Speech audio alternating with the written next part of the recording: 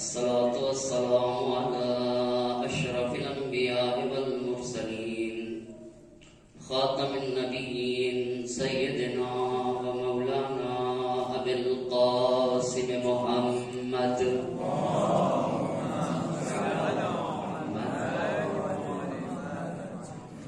وعلى أهل بيته الطيبين الطاهرين المعصومين ولعنة الله على أعدائهم أجمعين.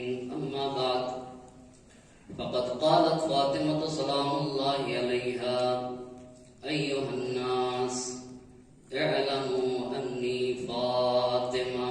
صلى الله عليه محمد.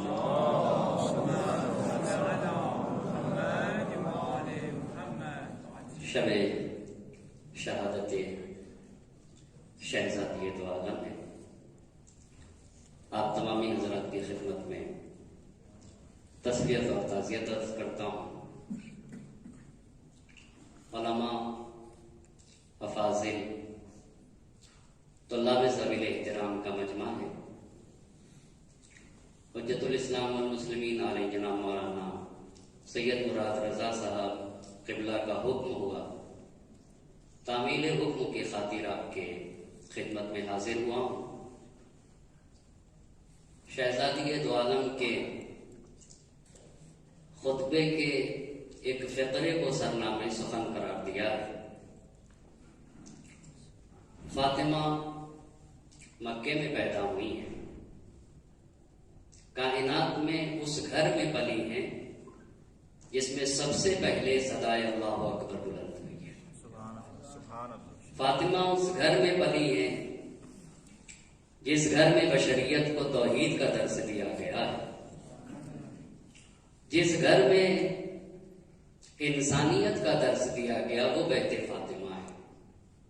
جس گھر میں یہ بتایا گیا کہ جس طریقے سے دین میں مرد محترم ہے ویسے ہی خاتون بھی محترم ہے. اس گھر میں وہ گھر بیت فاطمہ ہے جس گھر سے علم و دین کا چراغ روشن ہوا وہ بیت فاطمہ. اور علم و دین کو، بشریت کو اور انسانیت کو تعلیم دینے والی کوئی اور ذات نہیں.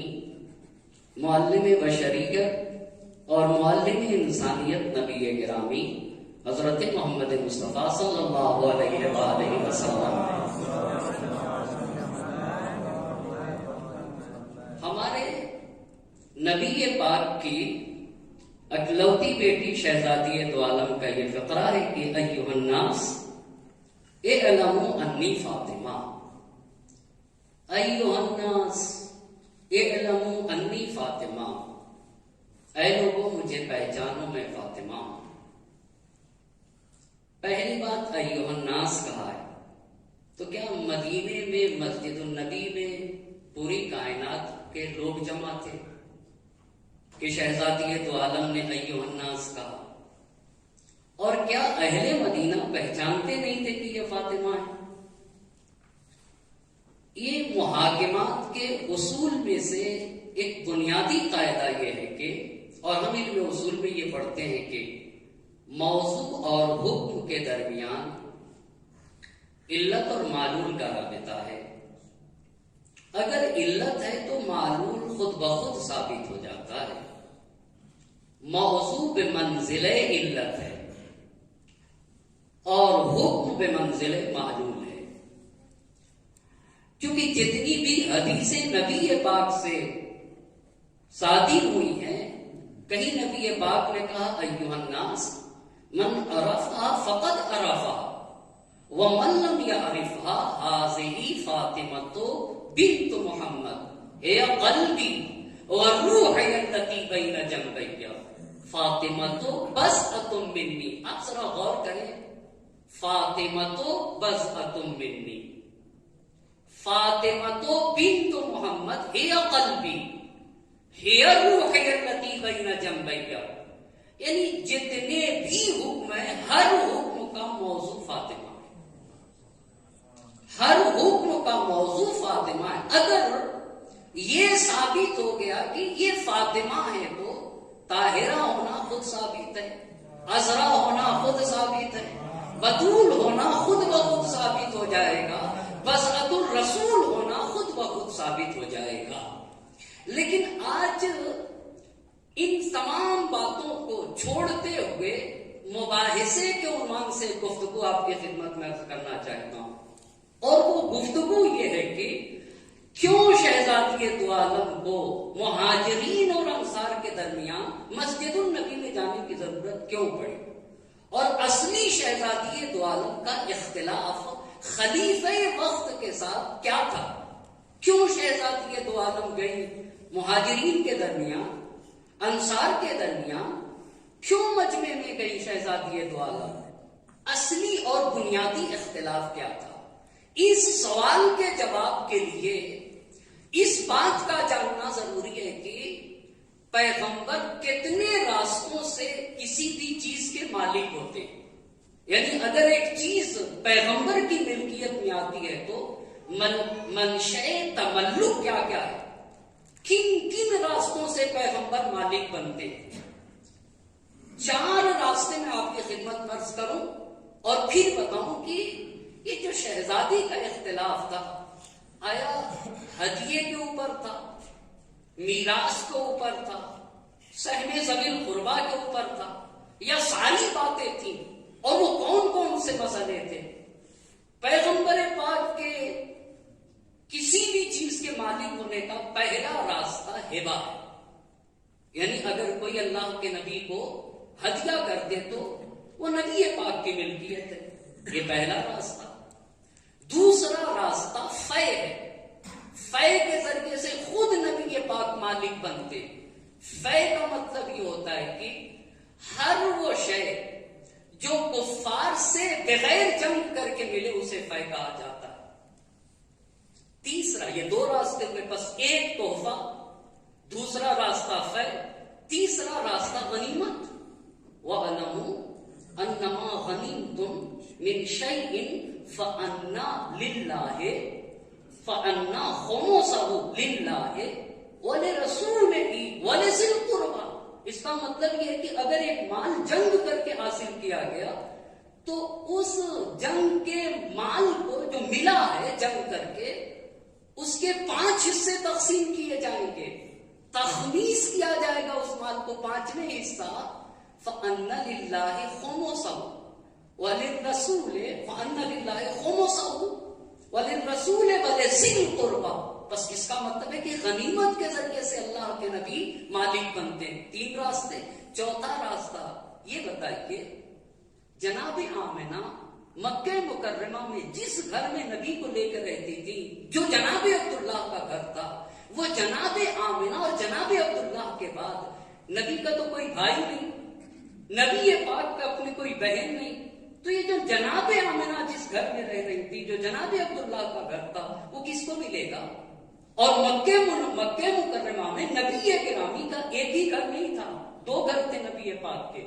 ایک وہ گھر جو جناب عبداللہ کا تھا، جناب آمنہ کا تھا، دوسرا گھر صفا و مروہ کے درمیان جناب خدیجہ کا تھا، جو شادی کے بعد جناب خدیجہ الکبریٰ سلام اللہ علیہا نے کہا بیتی بیتو، اللہ کے نبی میرا گھر آپ کا گھر ہے، تو وہ گھر بھی نبی پاک کا تھا۔ بس اس کا مطلب یہ ہوا کہ ان 4 راستوں کے ذریعے سے اللہ کے نبی کسی چیز کے مالک ہوں گے۔ پھر ایک مرتبہ تکرار کرنا چاہوں گا، پہلا راستہ ہبہ، دوسرا راستہ فے، تیسرا راستہ غنیمت، اور چوتھا راستہ یہ ہوا کہ اپنے آباء و اجداد سے جو نبی پاک کو میراث ملے گی، نبی پاک کے والد سے جو نبی پاک نے میراث حاصل کیا اسے دیکھیں۔ یہ 4 راستے جب واضح ہو گئے تو کیا پیغمبر پاک کو ان راستوں سے چیزیں ملی اور اللہ کے نبی مالک ہوئے؟ ایک ایک بات عرض کرتا چلوں گا، اور چونکہ ہم سب طلاب ہیں، لہذا ہم جب مجلسیں سنتے تھے اور جب ابتدا میں یہاں کے اوپر آئے تھے تو جو بھی یہاں کے اوپر ممبر پہ آ کے مجلسیں پڑھتا تھا تو میرا ذہن، میرا دل یہ کہتا تھا کہ کاش مولانا صاحب بتا دیتے کہ کن کن کتابوں کی طرف جایا جائے تاکہ بات آسانی سے حاصل کیا جا سکے۔ اس لیے اس بات کو پیش کرنا چاہوں گا، اس دوران جو میں نے مطالعہ کیا اس میں علامہ سید مرتضی عسکری رحمۃ اللہ علیہ کے عبداللہ ابن سبا پڑھنا چاہیے، 150 جعلی اصحاب پڑھنا چاہیے، عائشہ در تاریخ اسلام پڑھنا چاہیے، اور علامہ مرتضی عسکری رحمۃ اللہ علیہ کے سقیفہ اس کے ساتھ ساتھ معالم المدرستین، معالم المدرستین میں اس کی دوسری جلد میں آپ وہاں کے اوپر جا کر دیکھیں کہ منشأ تملک پیغمبر کیا کیا ہے۔ یہ بات اس لیے عرض کر رہا ہوں کہ ہم سارے لوگوں کے لیے میرے ذہنوں میں بہت زیادہ، میرے ذہن میں خود یہ سوال تھا کہ آخر شہزادی دو عالم نے فدق تو ہدیہ تھا پیغمبر پاک کا، خطبہ فدق میں میراث کی گفتگو کیوں کی؟ اس سوال کے ضمن میں جب تحقیق کیا تو میرے لیے ایک بات ہم کو آپ کی خدمت میں عرض کرنا چاہوں گا، ایک صلوات پڑھتے بر محمد اور آل محمد، ایک اور صلوات پڑھیے گا بر محمد اور آل محمد۔ بس پہلا راستہ ہبا ہے، ہبا مخیری، بس راستے ملے بھی یا نہیں ملے، یہ تو راستے ہیں پیغمبر پاک کو میراث کے، پیغمبر پاک کی ملکیت کے، تو کیا اللہ کے نبی کو ایسا ہوا یا نہیں ہوا تاریخ میں؟ اب میں اسے آپ کی خدمت میں عرض کرنا چاہوں گا۔ مخیریق یہ علماء یہود میں سے ہے، احبار میں سے ہے، توریت کا عالم ہے اور بہت ہی مالدار شخص ہے۔ مخیریق نبی پاک نے جب مکہ مکرمہ چھوڑا اور مکہ مکرمہ چھوڑ کر مدینہ منورہ تشریف لے آئے، مقام قباء پہ جب پہنچے تو مخیریق مقام قباء پہ نبی گرامی کے پاس پہنچا، اور مخیریق مقام قباء پہ پہنچنے کے بعد نبی گرامی کے دست مبارک پہ اسلام کو قبول کیا۔ اسلام کو قبول کرنے کے بعد ہجرت کے تیسرے سال جنگ احد میں جب اللہ کے نبی جا رہے تھے تو خود مخیریق بھی نبی گرامی کے ساتھ ساتھ میدان احد کی طرف چلے اور یہودیوں کو خطاب کر کے کہا کہ خدا کی قسم کھا کر کہتا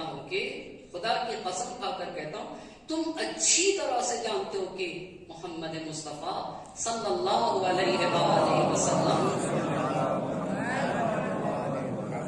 اللہ کے پیغمبر ہیں، نبی ہے، ان کی نصرت تم پر واجب ہے، تمہارے لیے ضروری ہے کہ ان کی نصرت و مدد کرو۔ تو یہودیوں نے کہا کہ آج شنبے کا دن ہے، آج شنبے کا دن ہے، چونکہ یہودی شنبے کو عید کا دن مناتے، عیسائی اتوار کو عید کا دن مناتے، انہوں نے کہا آج شنبے کا دن ہے۔ تو مخیریق نے کہا کوئی شنبہ ومبا نہیں ہے، پیغمبر پاک احد کے لیے جا رہے، تمہیں احد کو جانا ہوگا۔ میدان احد میں گیا اور میدان احد میں جانے کے بعد جب یہ جنگ کرنے کے لیے جا رہے تھے، قتال کرنے کے لیے، شہید بھی ہوئے جنگ احد میں، تو انہوں نے کہا کہ جتنے بھی جو کچھ میرے پاس ہے سب کا سب محمد مصطفیٰ صلی اللہ علیہ وآلہ وسلم، سب کا سب نبی کرام۔ تو مخیریق کے پاس کیا تھا؟ تاریخ دیکھے نا، تاریخ نے لکھا ہے کہ 7 باغات تھے مخیریق کے پاس۔ ایک باغ کا نام آراف ہے، دوسرے کا نام صافیہ ہے، تیسرے کا نام دلال ہے، چوتھے کا نام میسب ہے، پانچویں کا نام برقع ہے، چھٹے کا نام حسنہ ہے، اور 7ویں کا نام مشرب ام ابراہیم ہے۔ یہ جو 7واں باغ تھا مشرب ام ابراہیم، یہیں کے اوپر نبی گرامی کی شریک حیات ماریہ قبطیہ رہتی تھی، یہاں کے اوپر اللہ کے نبی نے ماری قبطیہ کو دیا، اور ہجرت کے 8ویں برس یہی وہ جگہ ہے جہاں کے اوپر نبی گرامی حضرت محمد مصطفیٰ صلی اللہ علیہ وآلہ وسلم کے فرزند جناب ابراہیم کی ولادت ہوتی ہے، اور پھر 18 مہینے کے بعد جناب ابراہیم کی وفات ہو جاتی ہے۔ بس ایک راستہ یہ ہوا کہ مخیریق کی وصیت سے، سوال یہ ہے کہ پیغمبر کے وفات کے بعد یہ جو 7 باغات تھے یہ کس کے ہوں گے؟ یہ کس کے ہوں گے؟ یہ تو سارا کا سارا نبی گرامی کا۔ یہ اور بات ہے کہ ان باغات میں سے کچھ باغات پیغمبر پاک نے اپنی زندگی میں بعض لوگوں کو تحفے کے طور پر دیے تھے، تو تم نے وفات نبی کے بعد انہیں کیوں نہیں لیا؟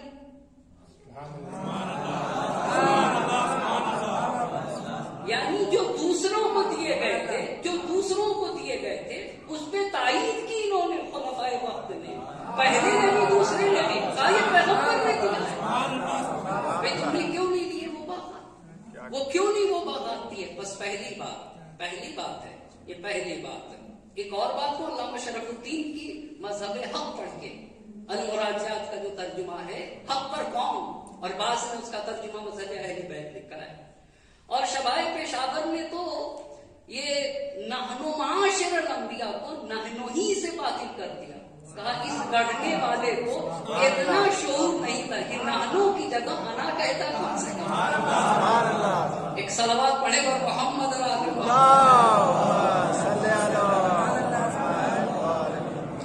بڑی اچھی بات کی، کہا اس کو بالکل قرآن سے واقفیت نہیں تھی جس نے یہ گڑھا ہے۔ اور آپ کو پتا ہے آپ جا کر ابن ابی الحدید معتزلی سے پوچھئے نا، شرح نہج البلاغہ میں ابن ابی الحدید معتزلی نے کہا ہے کہ نفی میراث نبی کی حدیث کے راوی صرف اور صرف ابو بکر ہے، اس کے علاوہ کسی ایک نے بھی اس حدیث کو پیغمبر پاک سے نقل نہیں کیا ہے، صرف اور صرف ایک ہے۔ اور علامہ مرتضیٰ رحمۃ اللہ عسکری رحمۃ اللہ علیہ نے لکھا کہ 29 روایتیں جو جوڑ کے بنتی ہیں وہ سارے کے سارے لوگوں نے اسی سے لیا ہے، پہلے والے سے، اسی پہلے والے سے، اور کوئی اس کا راوی نہیں ہے۔ تو ابن ابی الحدیث معتزلی کی 16ویں جلد آپ وہاں کے اوپر آپ ملاحظہ کریں گے۔ بس پہلی بات، نبی کو 7 باغ ملے مخیرق کے ذریعے سے، یہ ایک بات ہو گئی، اور یہ ہجرت کے 30 سال اللہ کے نبی کو نصیب ہوئے ہیں۔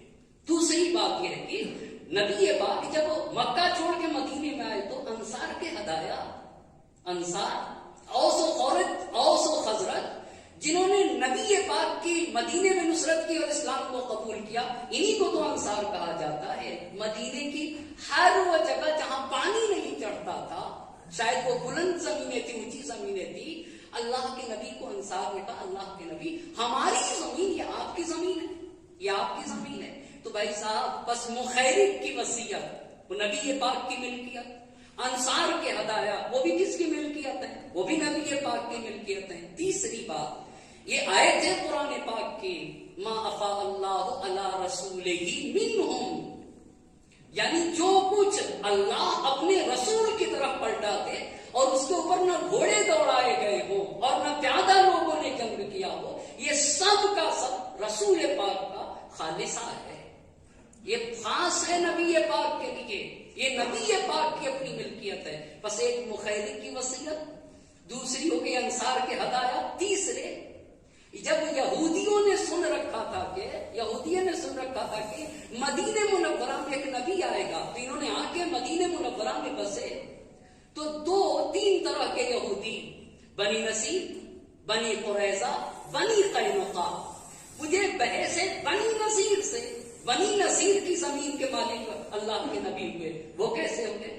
بنی نصیر مدینہ منورہ میں وادی بطحان میں رہتے تھے، اور بنی قریظہ وادی محروز میں رہتے تھے، اور یہ جو 2 وادیاں تھیں بطحان اور محروز، یہ جو 2 وادیاں تھیں یہ سنگیلی زمین تھی، اس پتھر والی، اور اس سے شیریں پانی کے چشمے جاری ہوتے تھے۔ بنی نذیر نے بغیر مسلمانوں کے جنگ کیے ہوئے اس زمین کو چھوڑا ہے، جو ما افاء اللہ علی رسولہ منہم کی روشنی میں یہ فے ہوا، تو فے کے طور کے اوپر بنی نذیر کی جو زمین تھی، یہ جو بطحان تھی، وادی بطحان، یہ بھی میرے نبی کی ملکیت ہوئی۔ تمام علماء سیرت، علماء حدیث اور علماء تفسیر کا اس بات کے اوپر اتفاق ہے کہ اس وادی بطحان میں اپنی ملکیت کی طرح نبی پاک تصرف کرتے تھے، اپنے گھر والوں کے خرچ دیتے تھے، جسے چاہتے تھے تصدق کرتے تھے، خرچ کرتے تھے جس کو اوپر چاہتے تھے۔ اور تاریخ نے لکھا ہے کہ اسی وادی بطحان سے کچھ حصہ ابو بکر کو، عبد الرحمن ابن عوف کو، ابو دجانہ کو اور دوسروں کو پیغمبر پاک نے دیے۔ تم کو تو بھی ملا ہے، تم نے واپس کیا، آپ تاریخ تو دیکھیں نا بھئی، آپ کو بھی ملا ہے، آپ کو بھی ملا ہے۔ اتفاق سے آپ سقیفہ دیکھیے گا علامہ مرتضیٰ عسکری صاحب کی، تو آپ کو پتا چلے گا کیوں انہوں نے سقیفہ کو لیا، کیوں انہوں نے فدق کو لیا، کیوں انہوں نے فدق کو غصب کیا، کیوں یہ مسئلہ غصب فدق کا آیا کہ اس پہ توجہ کرنے کی ضرورت ہے. اہل بیت کو کہ ہاتھ میں کچھ رہنے نہ دیا جائے. آپ کو پتا ہے نبی گرامی کی یہ عمر کی روایت ہے. نبی گرامی کے وفات کے بعد پہلے اور دوسرے یہ دونوں امام علی علیہ السلام کے پاس آئے اور آ کر پوچھتے ہیں کہ یہ بتائیے نبی کے ترکے کے بارے میں آپ کا کیا خیال ہے؟ ترکے نبی کے بارے میں آپ کا کیا خیال ہے؟ تو علی مرتضیٰ نے کہا کہ ہم حقدار ہیں نبی کے ترکے کے. تو خود یہی راوی بھی ہیں. تو انہوں نے دوسرے خلیفہ نے یہ کہا کہ پھر جو کچھ خیبر میں اس کا کیا ہوگا؟ کہ وہ سب ہمارا. امام علی علیہ السلام نے کہا وہ سب ہمارا. یہ خیبر کا کیا مسئلہ ہے وہ بھی ابھی عرض کروں گا. کہا جو کچھ فدق میں اس کے بارے میں آپ کیا کہتے ہیں؟ کہا وہ بھی ہمارا ہے, اس کے بھی ہم ہی سزاوار ہیں اور ہم ہی حقدار ہیں. تو تاریخ کے الفاظ ہیں, تاریخ کے الفاظ ہیں. اگر ایسا ہے تو پھر تو آپ ارے کے ذریعے سے ہماری گردنوں کو کاٹ دیں گے. اگر ایسا ہے تو پھر تو آپ ارے کے ذریعے سے ہماری گردنوں کو کاٹ دیں گے. ہم ہرگز آپ کو نہ دیں گے, ہرگز ہونے نہ دیں گے, ہرگز ہونے نہ دیں گے. بس 3 باتیں آپ کی خدمت میں عرض کر چکا. پہلی بات مخیریت, دوسری بات انصار کے ہدایا, اور تیسری بات بنی نذیر کی زمین وادی رکھان. چوتھی بات خیبر. صرف اتفاق سے ہم لوگوں نے بھی اتنا فدق پڑھا کہ ہمارے ذہنوں میں آتا ہے صرف ایک فدق کا مسئلہ تھا. ہرگز صرف ایک فدق کا مسئلہ نہیں تھا. ہرگز فدق کا مسئلہ نہیں تھا. ہرگز فدق کا مسئلہ نہیں تھا. خیبر کیا چیز ہے؟ خیبر کیا؟ خیبر ایک چھوٹا شہر ہے. خیبر ایک چھوٹا شہر ہے جس میں تاریخ میں لکھا 7 یا 8 بڑے بڑے قلعے تھے. 7 یا 8 بڑے بڑے قلعے تھے جس میں کھیت تھے اور بہت زیادہ کھجور کے باغات تھے. ایک صلح حدیبیہ کے بعد پیغمبر پاک اور سرکش یہودی رہتے تھے. صلح حدیبیہ کے بعد اللہ کے نبی خیبر کی طرف گئے. 1 مہینے تک خیبر کا محاصرہ کیا. اب اسے بھی توجہ کریے گا. 1 مہینے تک جب خیبر کا محاصرہ کیا نبی گرامی نے, تو تاریخ میں لکھا ہے کہ ہر روز یہ لوگ 10-10 ہزار سپاہی اور جنگجو نکلتے تھے. جنگیں ہوتی تھی اور زیادہ تر قلعے فتح کیے لڑ کے مسلمانوں نے. لیکن جب مسلمان فاتح ہوئے تو یہودی 2 قلعے میں جا کر چھپ گئے اور 2 قلعے میں محصور ہو گئے. ایک قلعے کا نام ہے وطیح اور دوسرے قلعے کا نام ہے سلالم. اب جب 2 قلعے میں محصور یہ بہت توجہ کریے گا, تو انہوں نے پیغمبر پاک سے مصالحت کی. وہ 2 قلعے پیغمبر پاک کو بغیر جنگ کیے ہوئے نصیب ہوئے, بس فیض ہو گئے. خیبر کے 2 قلعے بغیر جنگ کیے ہوئے پیغمبر پاک کو ملے, جس میں سے ایک وطیح ہے, ایک سلالم ہے. جب بغیر جنگ کے صلح سے ملے تو یہ نبی پاک کے لیے فیض بنا. اور ماں بقی پورا خیبر جنگ کر کے ملا. وَعَلَمُوا أَنَّمَا غَنِمْتُم مِّن شَيْءٍ فَأَنَّ لِلَّهِ خُمُسَهُ. کہا جو بھی غنیمت جنگ کر کے ملے نا مال غنیمت, اس کے 5 حصے کیے جائیں گے. تو جتنا خیبر جنگ کر کے ملا تھا اس کے پیغمبر پاک نے 5 حصے کیے. 5 حصے کریں گے تو 4 حصے مسلمانوں کے ہوئے. 5واں حصہ کس کا ہو جائے گا؟ 5واں حصہ کس کا ہوگا؟ سہم خدا, سہم رسول خدا, سہم ذوی القربا. بھائی صاحب علماء امامیہ کا تو اتفاق ہے نا, خمس کے 6 حصے ہوتے ہیں. خمس کے کتنے حصے ہوتے ہیں؟ 6 حصے. ایک حصہ اللہ کا, ایک حصہ رسول اللہ کا, ایک حصہ ذوی القربا کا. یہ بھی توضیح دینے کی ضرورت ہے, اس ذوی القربا سے کیا مراد ہے. اس کے بعد والیتاما, یتیم کا حصہ, پھر مسکین کا حصہ, ابن سبیل کا حصہ. لیکن یہ جو نیچے کے 3 ہیں یہ وہ والے قرابت دار ہیں. بھائی فاطمہ بھی قرابت دار ہے یا نہیں ہے؟ یا نہیں ہے؟ شہزادی بھی قرابت دار ہے نبی کی, اور ساری اولاد عبد المطلب بھی قرابت دار ہے. فرق ہے دونوں میں. یہ اہل بیت ہیں, بہت توجہ کرنے کی ضرورت ہے. ائمہ اطہار علیہ السلام اور شہزادی تو عالم یہ اہل بیت کے زمرے میں آتے ہیں. باقی اس آیے کریمہ کے زمرے میں آئے گی, وہ انذر عشیرتک وَأَنذِرْ عَشِيرَتَكَ الْأَقْرَبِينَ. یہ اقربین کون لوگ ہیں؟ یہ اولاد عبد المطلب ہے. جناب عبد المطلب کے 10 بیٹے اور ان کی ساری اولادیں چاہے وہ مرد ہوں یا عورت ہو وہ اقربین کے زمرے میں آئیں گے. اقربین کے. اب خیبر پہ عرض کر رہا تھا نا آپ کو, خیبر پہ 7 یا 8 قلعے, 2 قلعے صلح کے ذریعے سے, باقی قلعے جنگ کے ذریعے سے. تو پیغمبر پاک کو جو خیبر میں قلعہ ملا تھا خمس کے عنوان سے, اس کا نام ہے کتیبہ. بس ایک قلعہ ملا تھا خمس کے عنوان سے, اس کا نام ہے کتیبہ غنیمت کے عنوان سے. 2 قلعے ملے تھے فے کے عنوان سے, فے میں ایک وطیح تھا اور ایک سلالم تھا. بس خیبر میں بھی 3 قلعے کے مالک نبی پاک ہو گئے. کتنے قلعے کے مالک نبی پاک ہو گئے؟ 3 قلعے کے مالک, اور نبی کا اپنا ہے. اور آپ کو بتاؤں بھائی, خیبر میں تو یہ لوگ بھی گئے تھے, یہ لوگ بھی تو گئے تھے. خیبر کے جو 5 حصے کیے تھے غنیمت کے طور پر, یہ تاریخ ہے. اسی لیے میں نے کہا آج کی گفتگو مباحثے کے عنوان سے ہوگی. 5 حصے تھے, 4 حصے تو مسلمانوں کو ملے. اس میں لکھا ہے تاریخ نے, واقعی نے مغازی میں یہ لکھا ہے کہ ابو بکر کی وفات کے بعد عمر و عثمان کے خلافت کے زمانے میں ان کو جو خیبر سے جو حصہ ملا تھا اس کا جو ان کی اولاد کو پہنچتا تھا 100 اونٹ کی پشت پہ اگر بوجھ لادا جائے تو اتنا ملتا تھا ان کو سالانہ. یہ دوسرے خلیفہ کے زمانے میں بھی, تیسرے خلیفہ کے زمانے میں بھی ان کی اولاد کو پہنچتا رہا بھائی صاحب. حتیٰ عبد الملک بن مروان کے زمانے تک, بلکہ تاریخ نے لکھا اس کے بعد تک بھی ملتا رہا. بس معلوم ہوتا ہے کہ خیبر میں بھی 3 نبی کا اپنا تھا. کیا کتنی عظیم بات شہزادی ہے تو عالم نے کہی, یبن ابی قحافہ اترث اباک ولا ارث ابی, اترث اباک ولا ارث ابی. تو اپنے باپ سے میراث پائے گا اور میں اپنے والد ماجد سے میراث نہ پاؤں گا.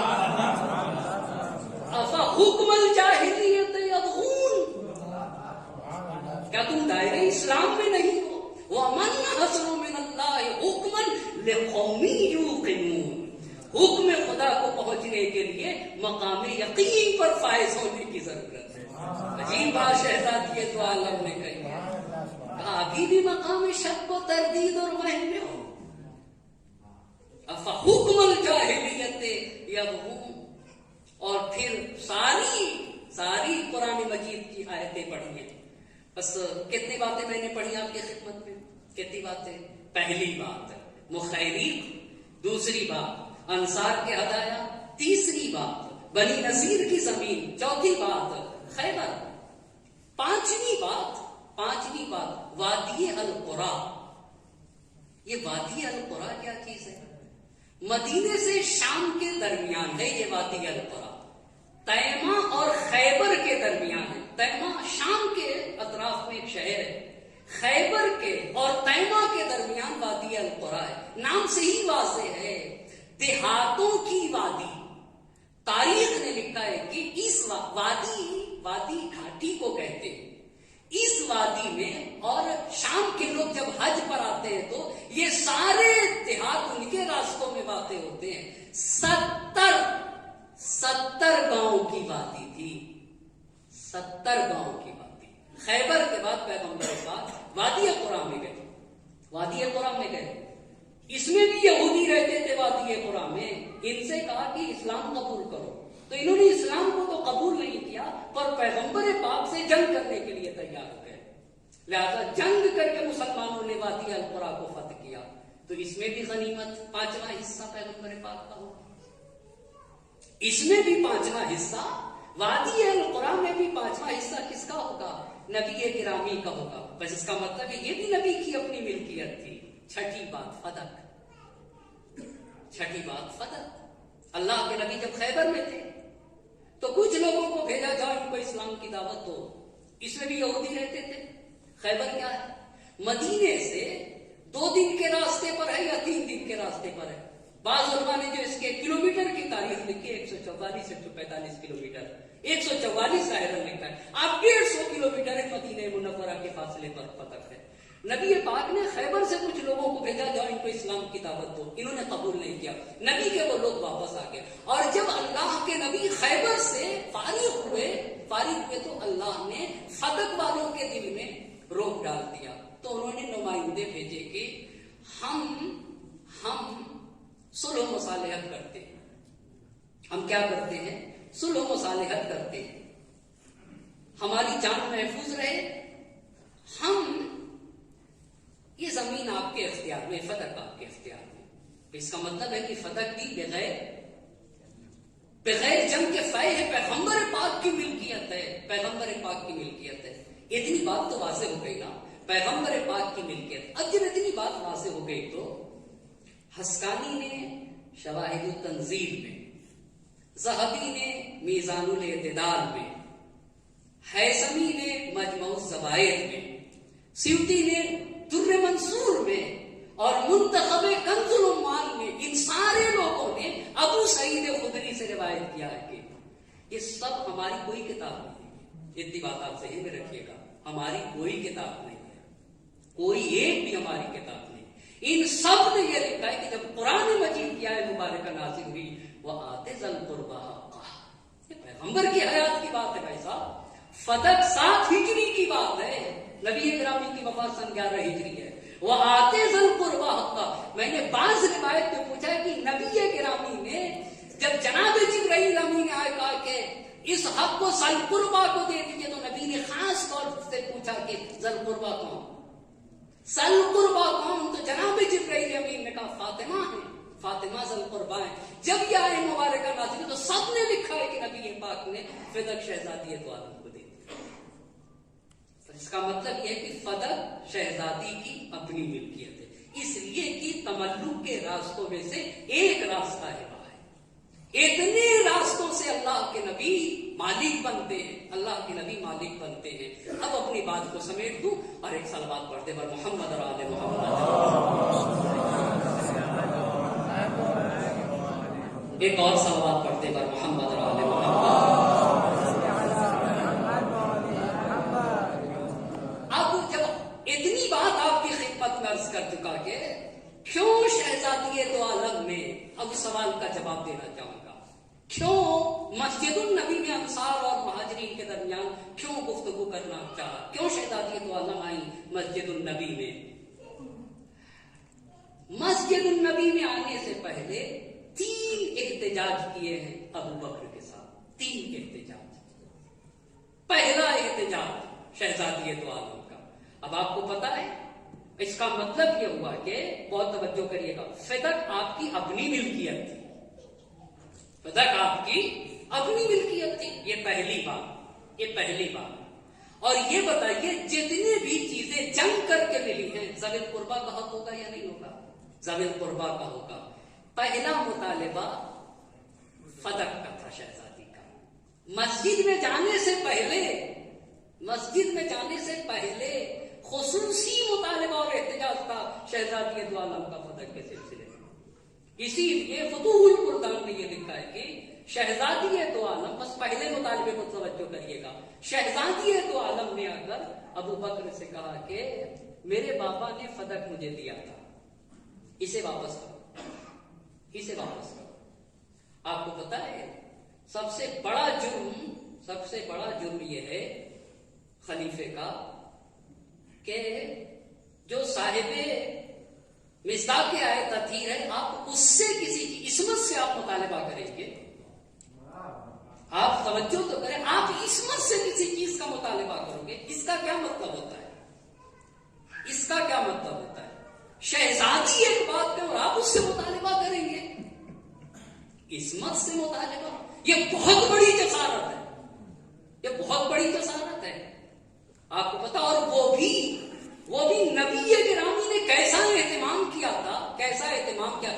کوئی بھی عذر اللہ کے نبی نے نہیں چھوڑا تھا, اللہ کے نبی نے. ام سلمہ کی روایت آپ سب نے سن رکھی ہے کہ بھائی صاحب جب اللہ کے نبی, ام سلمہ کی روایت ہے کہ میرے گھر میں نبی گرامی آئے اور یہ دیکھا کہ رحمت کے آثار نمایاں ہیں, تو नबी गिरामी ने कहा मेरे अहले बैत कहाँ है, उन्हें बुला के लेकर आओ। तो उम्मे सलमा कहती है कि मैंने पूछा कि आपके अहले बैत से मुराद कौन, तो कहा कि अली, फातिमा, हसन, हुसैन अलैहिस्सलाम को बुला के लाओ।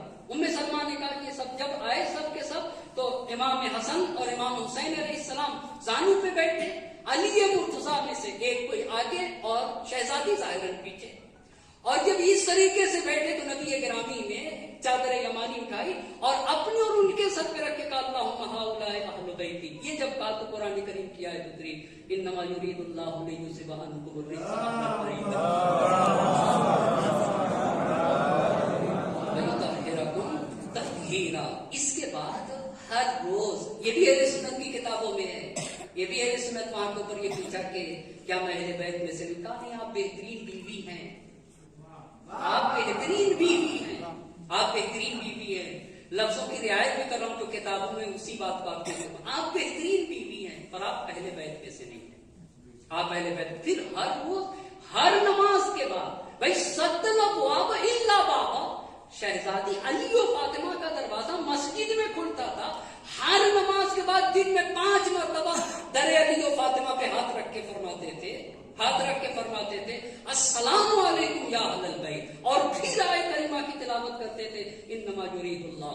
उसके बाद कहते थे अस्सलात अस्सलात, उसके बाद कहते थे अस्सलात अस्सलात। यानी कोई भी पैगंबर पाक ने कहीं से बहाना, ये पैगंबर पाक ने साफ साफ वाज़ेह कर रखा था कि देखो मेरे अहले बैत कौन है, देखो मेरे अहले बैत कौन।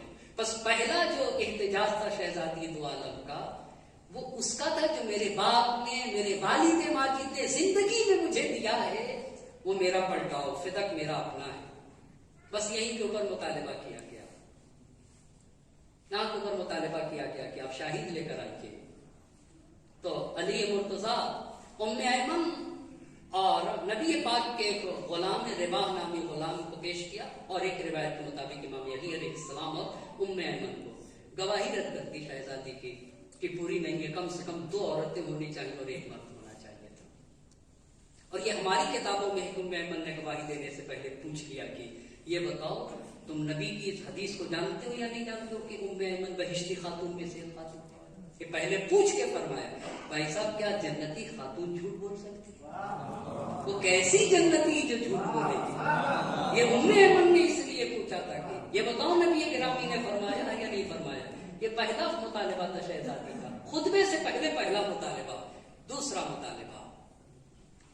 दूसरा मुतालिबा शहजादी दो आलम का मीरास का था।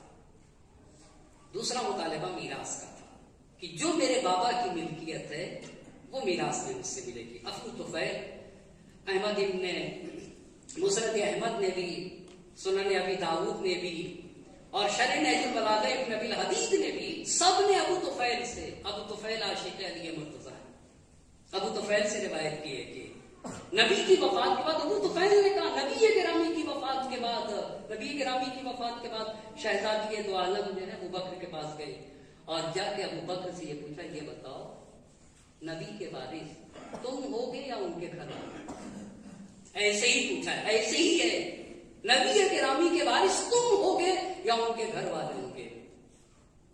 तो कहा कि उनके घर वाले होंगे। जैसे कहा उनके घर वाले में, तो कहा नबी का सहन क्या होगा, फिर नबी का हिस्सा क्या होगा? बस यहाँ के ऊपर वो हदीस कर दी, यहाँ के ऊपर हदीस कर दी कि नबी को फरमाते हुए सुना है कि जब अल्लाह नबी को माल देता है और फिर नबी को दुनिया से उठा लेता है तो वो माल उसके जानिशीन के इख्तियार में होता है। बस शहजादी ने यहीं के ऊपर कहा कि तुम और जो कुछ तुमने नबी गिरामी से सुना है तुम ही उसको जानते हो। और इसी मुस्नद अहमद इब्न हंबल में के शहजादी ने पूछा कि ये बताओ तुम मर जाओगे, उसके आगे की बात यही जो पर तुम मर जाओगे तो तुम्हारी मीरास किसको मिलेगी? तुम मरोगे तो तुम्हारी मीरास किसको मिलेगी? तो कहा मेरे बच्चों को, मेरे घर वालों को। बस शहजादी ने यही कहा कि तुम्हारे मीरास तुम्हारी औलाद को मिलेगी और मैं अपने बाबा से मीरास नहीं पाऊंगी, मैं अपने बाबा से मीरास नहीं पाऊंगी। ये दूसरा मुतालिबा शहजादी दुआ का रद्द हुआ, ये भी रद्द हुआ। तीसरा मुतालिबा सहम ज़वील कुर्बा का है। सहम ज़वील कुर्बा بھائی صاحب نبی کی میراث نبی کا جو حصہ ہے، مگر غنیمت میں نبی کا بھی تو حصہ ہے، اور ایک حصہ سہم ذوی القربا ہے. ایک صلوات پڑھتے اور محمد اور آل محمد.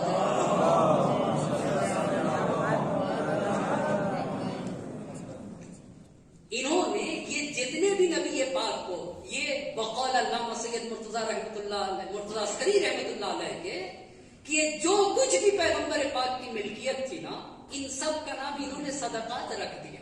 یہ ہماری اصطلاح نہیں ہے، سب کا نام رکھ دیا صدقات پیغمبر، چاہے وہ خیرین کے ساتھ باغات ہوں، ان سب کا نام انہوں نے مکتب خلفاء نے اسے گڑھ رکھا ہے کہ یہ سب کے سب صدقات پیغمبر پاک ہیں. تیسرا سہم ذوی القربا، راوی انس بن مالک ہیں. انس بن مالک کہتے ہیں کہ نبی گرامی کی وفات کے بعد پھر شہزادی آئی، اور شہزادی نے یہ کہا کہ جو بھی نبی پاک کے جائیداد تھی اس میں ہم اہل بیت کے اوپر، اس کے سلسلے میں ہم اہل بیت پر ظلم ہوا ہے اور تم اسے بخوبی جانتے ہو، لیکن غنیمت میں جو ذوی القربا کا حق ہے، اب دیکھیں اپنے حق نہیں ملا، نبی کی میراث نہیں ملی، اب کس کا مطالبہ ہے؟ ذوی القربا کا. ذوی القربا میں شہزادی ہیں یا نہیں؟ آپ بتائیے.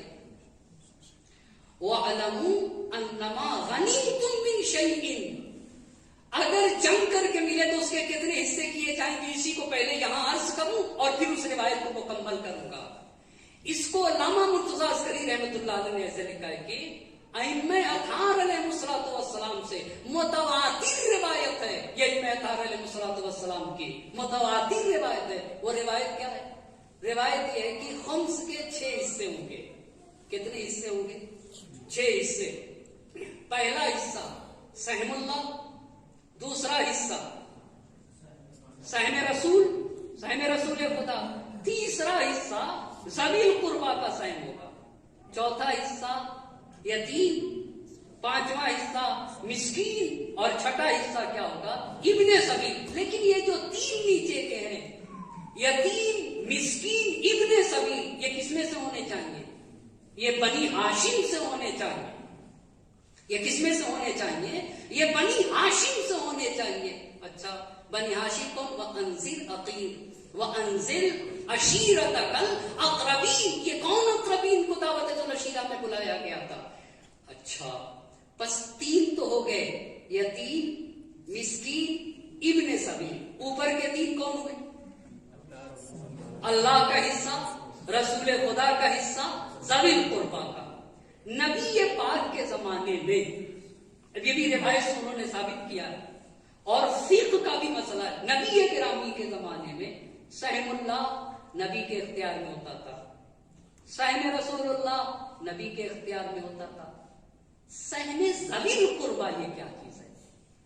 تو لکھا ہے کہ اہل بیت، یعنی فاطمہ زہرا، امام علی، امام حسن، امام حسین، یہ نبی کے زمانے میں، اور نبی کے زمانے، نبی کے بعد بھی یہ لوگ، اور پھر ائمہ اطہار. یہ ذوی القربا بڑی عظیم بات لکھی ہے. یہ ذوی القربا یعنی شہزادی دو عالم اور ائمہ اطہار. تو خمس سے، یہ بڑی پیاری بات لکھی، خمس سے ان کو بھی ملے گا، اللہ کو بھی ملے گا، اور کس کو ملے گا؟ رسول کو بھی ملے گا، اہل بیت کو بھی ملے گا، اہل بیت کو بھی. لیکن کیا اللہ، رسول اور اہل بیت کو ملنے کے لیے ضرورت مند ہونا شرط ہے یا صرف عنوان کافی ہے؟ آیا ضرورت مند ہونا؟ بھائی ہم سہم سادات دیتے ہیں تو کہتے ہیں ضرورت مند ہونا چاہیے. بہت توجہ کرنے کے تمام ائمہ اطہار کی متواتر روایت اور علماء فقہ کا یہ کہنا ہے کہ بھائی صاحب اہل بیت کا جو خمس سے حق ہوگا، بس اس کو پانے کے لیے عنوان اہل بیت کافی ہے. عنوان اہل بیت کافی ہے، عنوان. اسی لیے ہم سہم خدا، سہم رسول خدا، سہم آج اس وقت یہ 3 سہم کس کے بنیں گے؟ امام زمانہ علیہ السلام کے، وہ کیسے 3 سہم بنیں گے؟ چونکہ 2 تو میراث میں ملیں گے، سہم اللہ اور سہم رسول خدا، اور 1 سہم اس لیے کہ ذی القربہ کی فرد، 1 سہم اس لیے ملے گا کہ یہ ذی القربہ کی فرد ہے۔ اچھا، بس پہلے 3 لوگوں میں خمس سے پانے کے لیے صرف عنوان کافی ہے، وہ خمس عنوان سے لگے گا، اتنی بات جب واضح ہے۔ لیکن تیسرے جو 3 نیچے کے کون کون؟ یتیم، مسکین اور ابن سبیل، ان کو خمس دینے کے لیے 2 شرط ہیں۔ کتنی شرطیں ہیں؟ 2 شرطیں۔ پہلی شرط رسول پاک کا رشتہ دار ہونا، اور دوسری شرط ضرورت مند ہونا۔ دوسری شرط ضرورت مند ہونا۔ تو اس کا مطلب یہ ہے کہ خمس میں اہل بیت کا حق ہے۔ یہ جو جتنی جنگیں ہو گئی غنیمت کے طور کے اوپر، جو مال بھی ملا اس کا جو 5واں حصہ ہوگا، اس 5ویں حصے کو 6 جگہ تقسیم کر دیا جائے گا۔ سہم اللہ، سہم رسول اللہ، سہم ذوی القربہ، یتیم، مسکین، ابن سبیل۔ تیسرا مطالبہ شہزادی دو عالم کا سہم ذوی القربہ کا تھا۔ انس بن مالک نے روایت کی ہے، ابو بکر کے پاس آ کر شہزادی دو عالم نے یہ کہا کہ اگر ہمارے پاس جو ملکیتیں تھیں، ہم اہل بیت پر نبی کی املاک کے سلسلے میں ظلم ہوا، تم بخوبی واقف ہو، تو کم سے کم غنائم میں ہم اہل بیت کا جو حق ہے، ذوی القربہ کا جو عنوان ہے، وہ ہمیں دو۔ تو کہا کہ یہ بات آپ کہاں سے کہتی ہیں؟ تو قرآن مجید کی یہی آیت سورہ انفال کی آیت نمبر 41 ہے، وَاعْلَمُوا أَنَّمَا غَنِمْتُم مِّن شَيْءٍ فَأَنَّ خُمُسَهُ لِلَّهِ وَلِرَسُولِهِ وَلِذِي الْقُرْبَىٰ۔ تو جب شہزادی نے یہ پیش کیا، اور ذی القربہ، آپ دیکھیں شام میں جب ہمارے چوتھے امام نے اس شامی سے باتیں کی تو یہی ساری آیتیں پیش کی، اس میں سے ایک آیت وَآتِ ذِی الْقُرْبَىٰ حَقَّهُ، اور وہاں پہ بھی میرے چوتھے امام نے کہا تھا کہ یہ ذی القربہ کون لوگ ہیں جن کو ان کے حق دینے کی بات کہی ہے۔ جب یہ آیت کریمہ پیش کی تو ابو بکر بولا کہ میں اس سے کوئی ایسی بات نہیں سمجھ رہا ہوں کہ غنیمت میں ذوی القربہ کا آپ کا کوئی حق ہے۔ تو شہزادی نے پوچھا کہ تو پھر کیا تم اور تمہارے گھر والے مراد ہیں؟ کیا تم اور تمہارے گھر والے مراد ہیں؟ تم اور تمہارے گھر والے مراد ہیں؟ تو انہوں نے کہا کہ ایسا ہے کہ میں اس میں سے کچھ آپ پہ خرچ کروں گا اور کچھ مسلمانوں کے مصلحت میں خرچ کر دوں گا۔ تو شہزادی نے کہا یہ حکم خدا نہیں ہے۔ شہزادی دو عالم نے کہا کہ یہ حکم خدا نہیں ہے۔ بس آپ نے دیکھا اصل مال شہزادی کا نہیں دیا گیا، میراث نہیں دی گئی، سہم ذوی القربہ بھی نہیں دیا گیا۔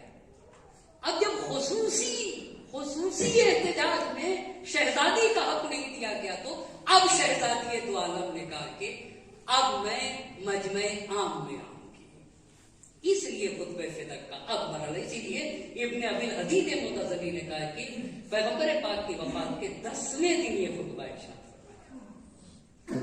اسی قول کو علامہ مرتضیٰ عسکری رحمۃ اللہ علیہ نے قبول بھی فرمایا۔ یہ مسئلہ تھا ایھا الناس، ایھا الناس۔ اپنی شہزادی کا ہاتھ پکڑ کے اللہ کے نبی نے اٹھا کے من عرفہا فقد عرفہا ومن لم یعرفہا، جو جانتا ہے وہ جانتا ہے، جو نہیں جانتا وہ پہچان لے۔ ھذہ فاطمہ بنت محمد، فاطمہ۔ اور یہ شہزادی نے کہا کہ تم دنیا بھر کی خواتین کا نسل پڑھ ڈالو نا، انی فاطمہ و ابی، بتاؤ مجھ کو سارے لوگوں کے نسب پڑھ ڈالو، میں کس کی بیٹی ہوں اور میرے باپ کون ہیں؟ میں فاطمہ ہوں، تمہارے نبی کی بیٹی ہوں۔ بہت بڑی بات ہے، تمہاری آخرت اور دنیا سب میرے اوپر وابستہ ہے۔ اس کے بعد قرآن مجید کی آیت پڑھی، اس کے بعد انصار کو خطاب کیا، تم نے تم سے امید ایسی نہیں تھی، تم نے فاطمہ کو چھوڑ دیا، تم نے فاطمہ کو چھوڑ دیا۔ محراب پیغمبر کو دیکھا، شہزادی ہوئی، پھر شہزادی نے بکر کو خطاب کر کے کہا کہ تم اپنے باپ سے میراث پاؤ گے، ابن ابی قحافہ ترث اباک ولا ارث ابی، تم اپنے باپ سے میراث پاؤ گے اور میں اپنے باپ سے میراث نہ پاؤں گی۔ بڑا جہاد کیا ہے شہزادی کے دوارے۔ حسن حسین کی مادر گرامی کو فاطمہ کہا جاتا ہے، جس کی بیٹی عالمہ غیر معلمہ بن جائے اس ماں کو فاطمہ کہا جاتا ہے، اس ماں کو فاطمہ کہا جاتا ہے جس کی بیٹی عالمہ غیر معلمہ ہو، وہ بھی امام معصوم کی زبان پہ۔